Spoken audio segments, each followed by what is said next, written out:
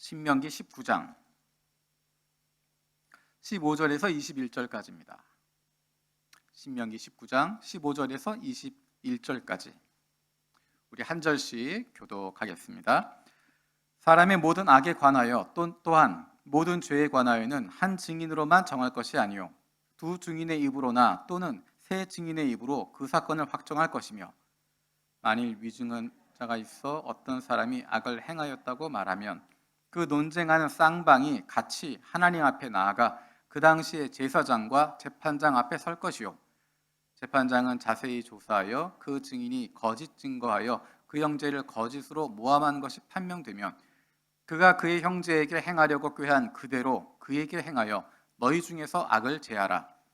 그리하면 그 남은 자들이 듣고 두려워서 다시는 그런 악을 너희 중에서 행하지 아니하리라. 같이 읽겠습니다. 내 눈이 긍휼히 여기지 말라. 생명에는 생명으로, 눈에는 눈으로, 이에는 이로, 손에는 손으로, 발에는 발로이니라. 아멘. 우리가 리바이블 21, 22 함께 말씀을 읽어가는 가운데 신명기 말씀을 읽고 있습니다. 어제까지 신명기 17장까지 읽었고 이번 주간에 모세오경이 끝나게 됩니다. 하나님께서 아브라함을 부르시고 이스라엘 민족을 만드시고 그들을 포로되었던 땅, 노예되었던 땅 이집트에서 구출하셔서 마침내 아브라함과 이삭과 야곱에게 약속하셨던 그 약속의 땅으로 이스라엘 백성들을 이끌어 가고 계십니다. 신명기는 바로 그 요단강 앞에서 선포된 모세의 설교입니다.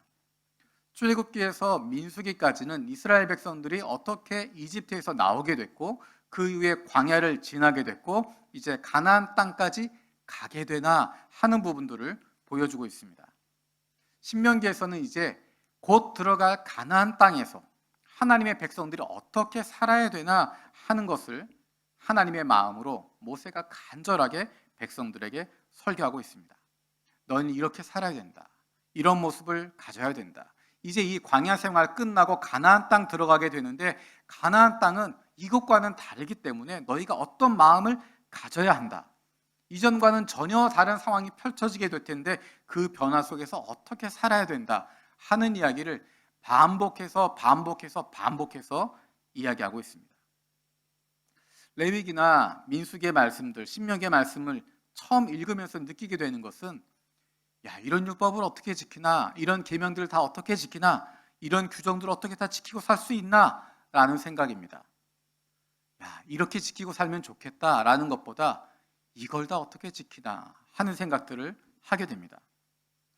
규정들이 많이 있어서 그 규정들에 담겨져 있는 의미와 정신들을 잊어버리게 됩니다. 왜 그런 규정들을 주셨는지, 왜 그런 율법을 주셨는지 그것에 대한 생각은 잊어버리고 규정에만 매달리게 되고 율법 조항에만 매달리게 됩니다. 우리가 그 내용들을 보면서 발견하게 되는 것은 그토록 많은 규정들, 많은 율법들 주신 이유가 우리의 매일의 삶 속에서 어떻게 하나님의 백성답게 살아갈 것인지, 우리의 직장에서, 우리의 가정에서, 우리의 지역사회에서, 우리 공동체에서 어떻게 살아가는 것이 하나님의 자녀답게, 하나님의 백성답게 살아가는 것인지 아주 구체적인 이야기들을 하고 있는 것입니다.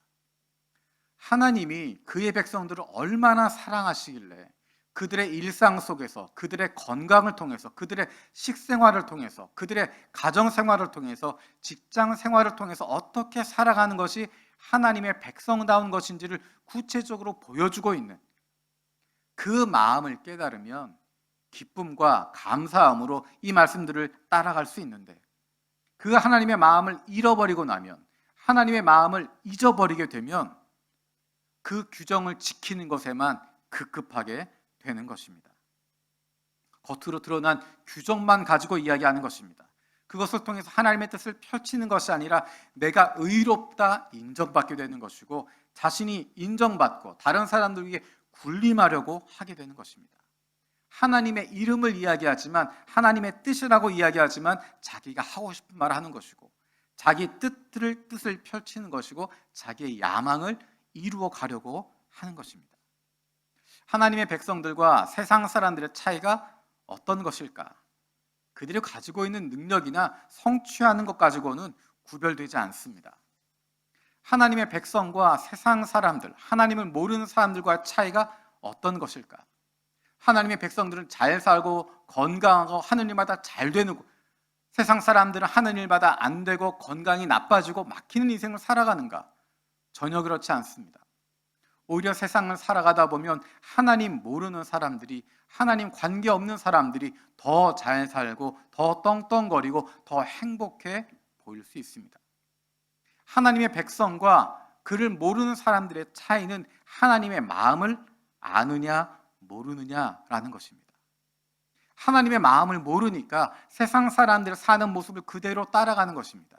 세상 사람들처럼 부자 되는 것, 건강하게 되는 것, 사업이 잘 되는 것, 그것이 마치 하나님의 복인 것처럼 착각하게 되고, 수단과 방법을 가리지 않고 사업을 해서 돈을 버는 것, 수단과 방법을 가리지 않고 뭐든지 취하려고 하는 것, 그것이 마치 하나님의 복인 것처럼 착각하게 되는 것입니다. 그것은 가나안에 있는 신들의 이야기와 다르지 않습니다. 가나안에 있는 신들이 보장하는 것은 다산과 풍요로움입니다. 네가 원하는 거 뭐든지 하게 해주겠다라는 것입니다. 옳고 그름을 떠나서 하나님의 뜻이 무엇인가를 분별하는 것을 떠나서 네가 하고 싶은 대로 할 수 있도록 해주겠다. 네가 원하는 것을 주겠다. 네 마음을 시원하게 해주겠다라고 약속하는 것이 가나안의 신들입니다. 세상 사람들은 내가 듣고 싶은 것에 귀를 기울이고 내가 하고 싶은 것만 하고 거기에 마음을 두는 사람들입니다. 하지만 하나님의 백성들은 하나님의 뜻에 귀를 기울이는 사람들입니다. 하나님이 어떤 분이신지 우리가 모르기 때문에 하나님을 오해하게 되고 왜곡된 생각을 가지고 잘못된 열심으로 엉뚱한 길로 달려가게 되는 것입니다. 예를 들어서 우리는 누군가를 잘 모르는 상태에서 그 사람에 대한 부정적인 이야기를 들으면, 그리고 그런가 싶을 만한 표면적인 사건 한두 가지를 경험하고 나면 그 사람에 대해서 부정적인 결론을 내리고 멀리하게 됩니다. 그 사람이 어떤 사람인지, 어떤 생각을 하고 있는지, 왜 그런 행동을 하고 있는지 거기에는 관심을 갖지 않고 다른 사람에게 들었던 부정적인 평가, 그것만 가지고, 단편적인 모습만 가지고 그렇게 오해하고 왜곡된 생각을 가지고 잘못된 열심을 가지고 엉뚱한 길로 달려가게 됩니다. 하나님에 대해서도 마찬가지입니다. 하나님에 대해서, 신앙생활은 하나님과의 관계가 가장 중요한 것입니다. 그런데 하나님에 대한 잘못된 생각을 갖게 되면 그것이 신앙생활 전체를 망가뜨리게 되는 것입니다. 내가 하나님에 대해서 알려고 하지 않기 때문에 다른 누군가가 이야기해주는 한두 마디, 다른 누군가가 들려주는 부정적인 이야기, 그리고 그것을 강화시켜주는 단편적인 사건 한두 가지를 보고 나면 하나님에 대해서 부정적인 결론을 내리게 됩니다. 내가 하나님에 대해서 알려고 하지도 않고 다른 사람이 이야기해준 부정적인 이미지, 그것만 가지고 하나님이 어떤 분이신지, 어떤 생각을 하시는지, 왜 그렇게 하고 계시는지에 대해서는 관심을 갖지 않고 다른 사람들에 의해서 들었던 하나님에 대한 부정적인 평가, 단편적인 모습만 가지고 그렇게 하나님을 오해하고 왜곡된 생각을 가지고 잘못된 열심으로 엉뚱한 길을 달려가게 됩니다. 그렇게 하나님을 오해하도록 만드는 대표적인 내용 중에 한 가지가 오늘 읽었던 본문에 나와 있습니다. 우리 21절 말씀 세 번역으로 같이 읽도록 하겠습니다. 21절입니다. 시작. 당신들은 이런 일에 동정을 베풀어서는 안 됩니다. 목숨에는 목숨으로, 눈에는 눈으로, 이에는 이로, 손에는 손으로, 발에는 발로 갚으십시오. 여러분, 이 이야기를 들으면서 어떤 느낌이 드십니까? 사람들이 이 말씀을 어떤 의미로 사용하고 있습니까? 목숨에는 목숨으로, 눈에는 눈으로, 이에는 이로, 손에는 손으로, 발에는 발로 갚으십시오. 이 이야기를 듣는 여러분의 느낌은 어떠십니까? 많은 사람들은 많은 경우에 내가 당한 만큼 갚아주어야 한다라고 생각을 합니다. 내가 갚아주기 위해서, 보복하기 위해서 사용하는 구절입니다. 하나님의 백성은 맞으면 안 된다, 당하고 있으면 안 된다, 당한 대로 갚아주어야 된다, 한 대 맞으면 되돌려줘야 된다, 맞고 돌아오는 게 아니라 때리고 돌아와야 된다, 어쨌든 건드리면 안 된다라고 하는 것. 다른 의미로 나를 건드리면 가만두지 않겠다라고 하는 의미로 사용하게 됩니다. 그래서 때로는 한 대 맞았지만 10대를 갚아주기도 하고, 한 번 비난을 받았지만 그 상대방을 완전히 매장시켜버리기도 하고, 그러면서 사용하는 구절이 눈에는 눈으로, 이에는 이로, 손에는 손으로 갚는다라고 하는 것입니다.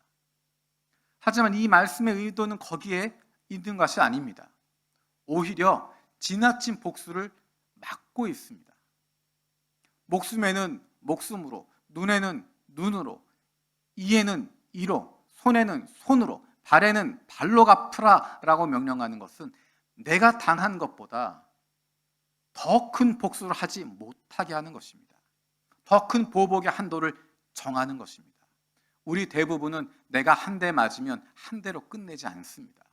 내가 한번 비난을 받으면 그것으로 끝내지 않습니다. 나의 보복의 한도는 훨씬 더 커져 버립니다.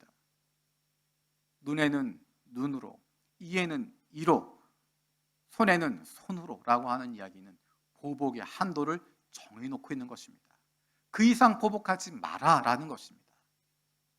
그런데 더 중요한 것은 복수의 한도를 정해놓는 것, 보복의 한도를 정해놓는 것, 그 수준이 아닙니다.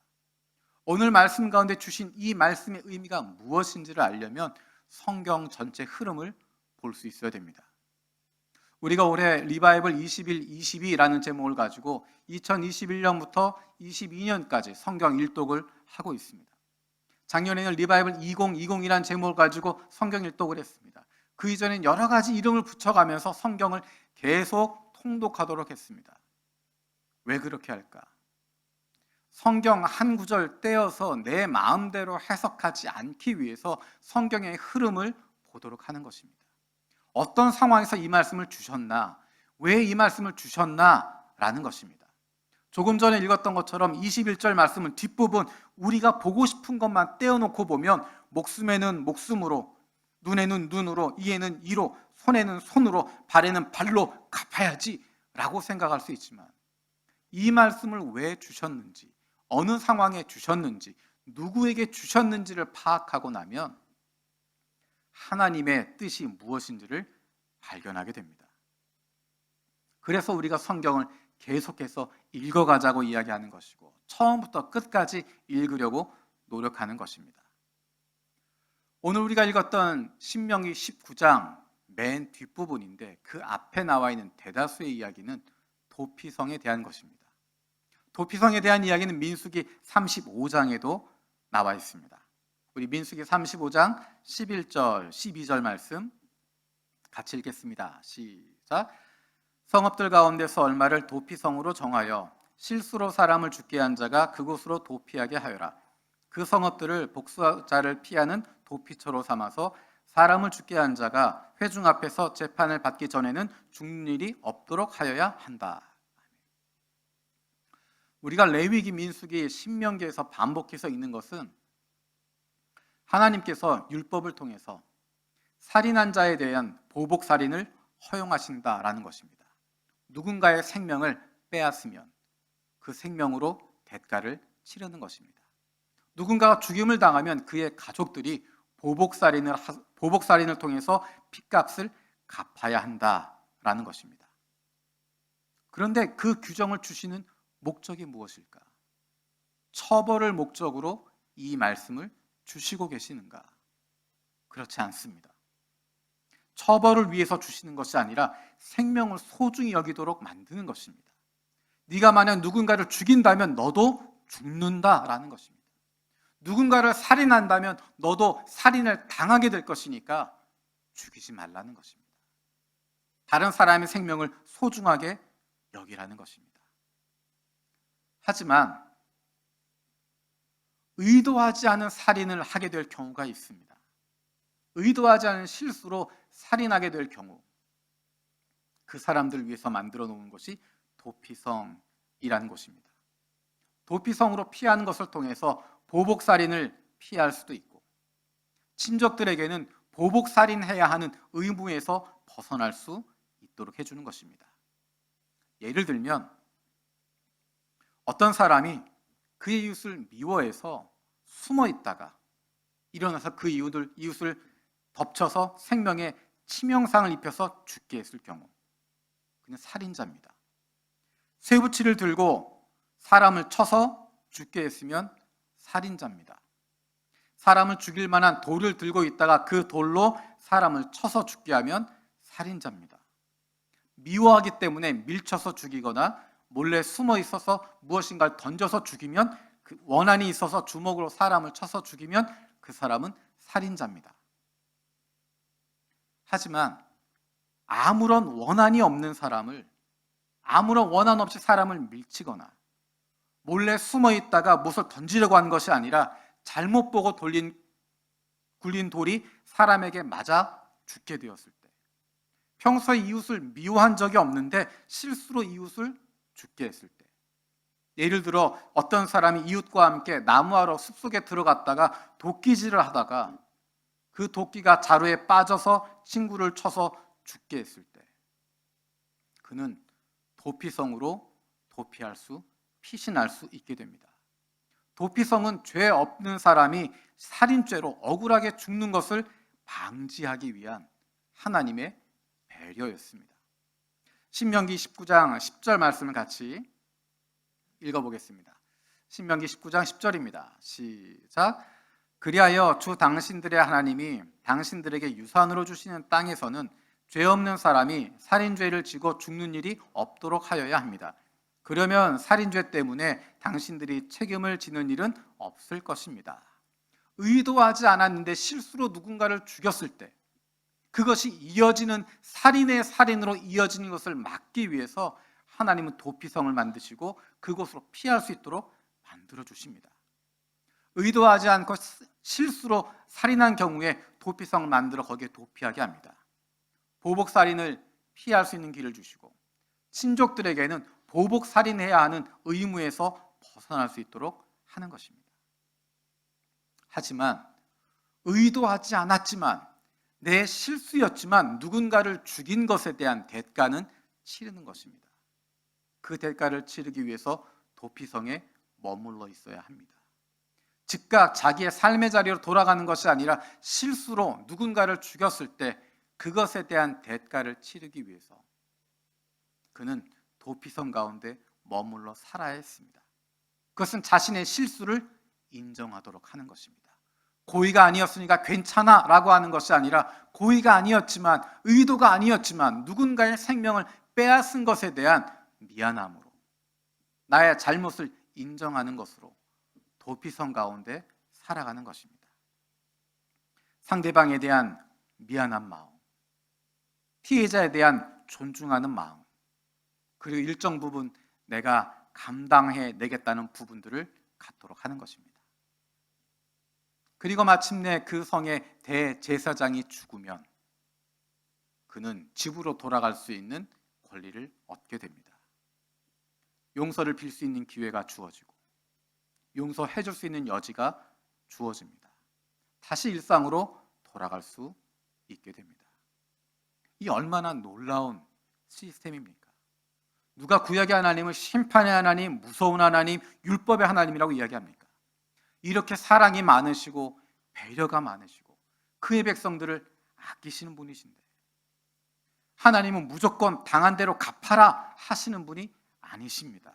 오히려 그 반대입니다. 죄 없는 사람의 죽음을 막아야 된다 하시는 것이 더 큰 것이었습니다. 우리 조금 전에 읽었던 15절 말씀 다시 한번 주의해서 읽겠습니다. 15절입니다. 시작. 어떤 잘못이나 어떤 범죄라도 한 사람의 증언만으로는 판정할 수 없다. 두세 사람의 증언이 있어야만 그 일을 확정할 수 있습니다. 누가 살인을 저질렀던, 어떤 범죄를 저질렀던 한 사람만의 증언을 가지고 확정할 수 없다라는 것입니다. 적어도 두세 명의 증언이 있어야 된다. 왜 그럴까? 억울한 일이 없도록 하는 것입니다. 거짓된 증인 때문에 억울한 일을 당하지 않도록 하는 것입니다. 억울하게 죽임을 당하거나 어려움을 당하는 사람이 없도록 하기 위해서 두세 사람의 증인이 있어야 한다라고 규정합니다. 그런데 만약에 그 두세 사람이 거짓말을 한다면 어떻게 될까? 그 두세 사람이 거짓 증언을 한다면, 거짓 증인이 되어서 억울한 사람이 누명을 쓰게 되고 억울한 사람이 죽임을 당하게 되면 어떻게 해야 되나? 그것에 대한 이야기가 조금 전에 읽었던 16절에서 19절의 말씀입니다. 다시 한번 16절부터 19절까지 같이 읽겠습니다. 시작. 남에게 죄를 뒤집어 씌우려는 나쁜 증인이 나타나며 소송을 하는 양쪽은 주님 앞에 나와 그 당시에 제사장들과 재판관 앞에 서서 재판을 받아야 합니다. 재판관들은 자세히 조사한 뒤에 그 증인이 그 이웃에게 거짓 증언을 한 것이 판명되거든 그 증인이 그 이웃을 해치려 마음먹었던 대로 그 이웃에게 갚아주어야 합니다. 그래서 당신들 가운데서 그런 악의 뿌리를 뽑아야 합니다. 무슨 얘기냐면 거짓 증언을 했던 그 사람에 대해서 갚아주라는 것입니다. 거짓 증언한 그가 이웃의 목숨을 빼앗으려고 했으면 목숨으로 갚는 것이고, 이웃의 눈을 해하려고 했으면 그 눈을 해하게 하는 것이고, 그가 하려고 했던 그대로 갚아주어야 한다는 것입니다. 만약 누군가에게 거짓 증언으로 다른 사람을 억울하게 만들고 다른 사람을 죽음에 몰아넣게 된다면 그 처벌이 너에게 돌아오게 될 테니까 거짓 증거하지 말라는 것입니다. 거짓 증언하지 말라는 것입니다. 거짓 증언하는 것이 왜 큰 문제가 될까? 그것은 공동체를 깨뜨리는 범죄이기 때문입니다. 하나님의 백성 공동체, 하나님의 공동체를 무너뜨리는 것이기 때문에 거짓 증언에 대해서 하나님께서 이렇게 강하게 경고하고 계시는 것입니다. 거짓 증언에 대해서 가장 대표적으로 보여주고 있는 내용이 열왕기상 21장에 나오는 나봇의 포도원 사건입니다. 이스라엘 왕 가운데 아합이라는 사람이 있었습니다. 아합의 궁 근처에 포도원이 하나 있었는데 그 포도원이 너무 마음에 들었습니다. 그 포도원의 주인은 나봇이라고 하는 사람이었습니다. 아합 왕이 나봇에게 이야기합니다. 내 궁전 바로 옆에 있는 당신의 포도원이 너무 좋아서 내가 그것을 구입을 해서 정원으로 만들고 싶은데 당신이 원한다면 다른 곳에 포도원을 주겠소. 만약에 원한다면 돈으로 쳐주겠소. 나한테 파시오. 나봇이 이야기합니다. 이 땅은 우리의 조상의 유산으로 받은 것입니다. 하나님께서 우리 조상들에게 주신 것이기 때문에 제가 임금님께 파는 것, 그것은 하나님 앞에 불경한 일입니다. 그리할 수 없습니다. 라고 이야기합니다. 아합은 나봇이 그렇게 이야기하고 거절하니까 마음이 상했습니다. 화를 내면서 궁으로 돌아왔습니다. 침대에 누워서 얼굴 돌리지도 않고 음식을 먹지도 않았습니다. 그러자 그의 아내 이세벨이 아합에게 와서 무슨 일로 그렇게 마음이 상해서 음식을 안 먹는지 물었습니다. 아합이 대답합니다. 내가 나봇한테 그의 포도원을 내게 넘기면 그 값을 돈으로 계산해 주든지 아니면 다른 포도원을 주겠다고 했는데 자기 포도원을 나에게 넘겨줄 생각을 안 하고 그 때문이요. 그러자 그의 아내 이세벨이 이야기합니다. 당신은 지금 이스라엘 왕입니다. 일어나서 음식을 드십시오. 마음을 좋게 가지십시오. 내가 나봇의 포도원을 당신 것으로 만들어 드리겠습니다. 그리고 그가 했던 행동이 열왕기상 21장 8절에서 14절에 나와 있습니다. 함께 읽어보겠습니다. 시작. 그런 다음에 이세벨은 아합의 이름으로 편지를 써서 옥쇄로 임봉하고 그 편지를 나봇이 살고 있는 성읍의 원로들과 귀족들에게 보냈다. 그는 편지에 이렇게 썼다.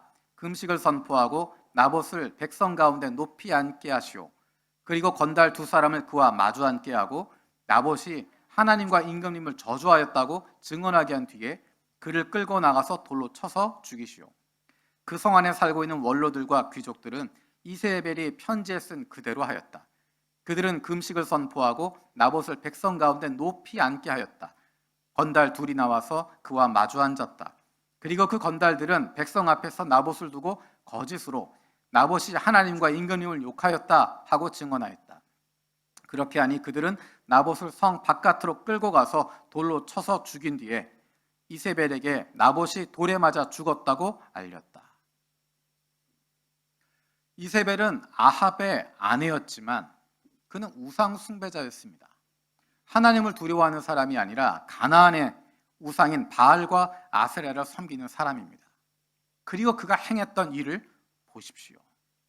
자기의 목적을 이루기 위해서 율법의 규정들을 이용하고 있습니다. 얼마나 치밀합니까? 거짓 증인 두 사람을 만듭니다. 그리고 아무런 죄가 없는 나봇에게 하나님과 임금님을 저주했다라고 하는 죄목을 씌우고 돌로 쳐서 죽입니다. 놀라운 것은 여기에 등장하고 있는 사람들입니다. 이세벨 혼자 한 것이 아닙니다. 이세벨이 그 사악한 죄악을 만들어 놓고 나봇이 살고 있는 성읍의 원로들과 귀족들이 거기에 함께합니다. 건달 두 사람이 동원되어서 직접적인 일들을 하게 됩니다. 그리고 그 주변에 있었던 백성들이 함께 동참합니다.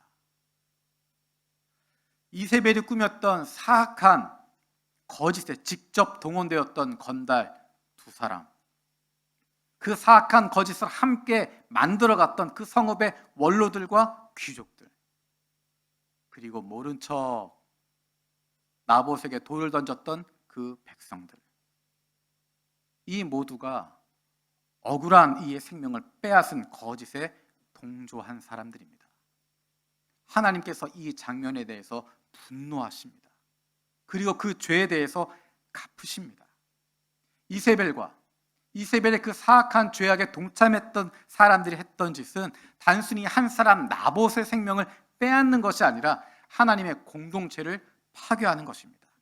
자신의 욕심을 채우기 위해서, 자신들이 가지고 있는 지위를 유지하기 위해서, 자신들이 금전적인 무엇인가를 얻기 위해서, 자신의 사악한 욕심을 채우기 위해서 하나님의 이름을 더럽히고 있는 자들, 하나님 앞에서 거짓 증언하고 있는 자들, 하나님의 공동체를 무너뜨리고 있는 자들, 그들에 대한 심판인 것입니다. 하나님께서 엘리야를 통해서 아합 왕에게 이렇게 경고하십니다. 열왕기상 21장 19절입니다. 같이 읽겠습니다. 너는 그에게 다음과 같이 전하여라. 나 주가 말한다. 네가 살인을 하고 또 재산을 빼앗기까지 하였느냐? 나 주가 말한다. 개들이 나봇의 피를 핥은 바로 그곳에서 그 개들이 네 피도 핥을 것이다. 그의 아내 이세벨에게, 그리고 아합에 속한 모든 아합의 가문에 속한 모든 사람들에게 주어지는 하나님의 저주가 23절, 24절에 나와 있습니다. 같이 읽겠습니다. 주님께서는 또 이세벨을 두고서도 개들이 이스라엘 성 밖에서 이세벨의 죽음을 찢어 먹을 것이다 하고 말씀하셨습니다. 아합 가문에 속한 사람은 성 안에서 죽으면 개들이 찢어 먹을 것이고 성 밖에서 죽으면 하늘의 새들이 쪼아 먹을 것이라고 하셨습니다. 나봇이 죽임을 당했을 때 아무런 일도 일어나지 않은 것 같습니다. 마치 사악한 거짓이 승리한 것 같았지만 하나님께서 말씀하십니다. 내가 심판하겠다. 그리고 그 말씀 그대로 이루어집니다. 열왕기하 9장 36절에서 37절입니다. 같이 읽겠습니다. 그들이 돌아와서 그에게 그렇게 보고하니 그가 말하였다. 주님께서 주님의 종 디셉 사람 엘리야를 시켜서 말씀하신 대로 이루어졌다. 주님께서 말씀하시기를 이스라엘의 밭에서 개들이 이세벨의 죽음을 뜯어 먹을 것이며 이세벨의 죽음은 이스라엘에 있는 밭의 거름처럼 될 것이므로 이것을 보고 이세벨이라고 부를 사람은 아무도 없을 것이다 하셨는데 그대로 되었다. 하나님의 이름으로 거짓 증언에서 누군가를 죽이고 자기 욕심을 채우려고 하는 사람들에게 주시는 엄중한 경고의 메시지입니다. 하나님의 중심은 우리가 보복하라고 하는 것, 원수를 갚으라고 하는 것, 거기에 있는 것이 아니라 한 생명을 소중하게 여기고 억울한 이가 없도록 해야 한다라는 것입니다. 우리 신명기 19장 13절 다시 한번 읽어보겠습니다. 당신들은 그런 사람에게 동정을 베풀어서는 안 됩니다. 이스라엘 안에서 죄 없는 사람이 죽임을 당하는 일이 없어야만 당신들이 복을 받을 것입니다. 하나님의 공동체는, 그 백성의 공동체에서는 어떠한 일에서든지 억울하게 죽임당하는 사람이 없어야 한다라는 것입니다. 하나님의 백성 공동체는 하나님 앞에서 내가 올바르게 서는 것, 거기에서부터 시작하는 것입니다. 생명을 소중히 여기고 이웃에게 좋은 이웃이, 다른 사람들에게 좋은 이웃이 되는 것으로 시작하는 것입니다. 세상은 우리에게 끊임없이 유혹합니다. 마치 이세벨에게 아합이 유혹했던 것과 똑같은 이야기입니다. 아무 걱정하지 마. 내가 해결해 줄게. 네가 하고 싶은 대로, 네가 갖고 싶은 것 그대로, 네가 인정받고 싶은 대로 내가 다 해줄게. 걱정하지 마. 하지만 성령께서 우리에게 주시는 말씀은 정반대 이야기입니다. 지금 당신이 나봇의 포도원을 노리고 있는 것은 하나님이 기뻐하시는 일이 아니야. 당신이 갖고 싶다고, 하고 싶다고, 인정받고 싶다고 네 마음대로 할 수 있는 것 아니야. 하나님께서 보고 계셔. 네 마음을 내려놓아야 해. 내가 원하고 내 마음을 시원케 하는 공동체가 아니라 하나님께서 기뻐하시는 공동체를 함께 세워가게 될 때 하나님의 백성의 기쁨을 누릴 수 있게 되는 것이고, 그것이 세상과 구별되어지는 하나님이 기뻐하시는 거룩한 하나님의 백성 공동체가 되는 것입니다. 저와 여러분들이 그런 하나님의 공동체를 만들어갈 수 있는 하나님의 백성들 되기를 원합니다. 기도하겠습니다.